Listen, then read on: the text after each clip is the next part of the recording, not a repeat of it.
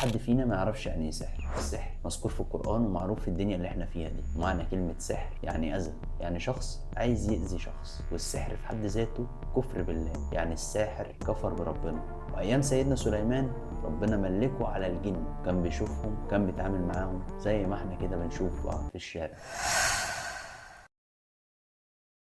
اللي يعرفني فيكم من بدري يعرف ان انا بحب اروح الاماكن المهجوره، الاماكن اللي محدش بيخشها ابدا، الاماكن اللي دايما بتكون مليانه بالاسرار، مليانه حاجات غريبه محدش من الناس العاديه بيشوفها. وطبعا اللي يعرفني برضو من بدري يعرف ان في سنه 22 شهر 5 يوم 21 بالظبط القناه بتاعتي الكبيره اتسرقت. الحمد لله رب العالمين، ده كان مسبب لنا ازمه كبيره، بس بعد شويه يعني فوقنا وابتدينا نعمل حاجات كتير على القنوات الجديده اللي انتوا بتشوفوها دي، القناه دي والقناة التانية. في الشهور اللي فاتت دي كان في 2 من اعز صحابي، الاتنين دول اتعمل لهم سحر. السحر ده كان على عروسة لعبة، وطبعا ما اكتشفناش ده على طول. لو رجعتوا الفيديوهات اللي قبل كده اللي فاتت هتشوفوا المغامرة كاملة. وعشان كده السحر ده طلع النهارده من يومين بالظبط. هوريكم دلوقتي احنا عملنا ايه في السحر ده عشان نفك. طبعا زي ما انتوا عارفين ان الفيديوهات على المنصة هنا الفيك انتشر بشكل كبير جدا، وده اثر علينا احنا كصناع محتوى، لان احنا بنقدم حاجه حقيقيه فبنتظلم في النص. فطبعا حبيت ان انا اطور في القناه هنا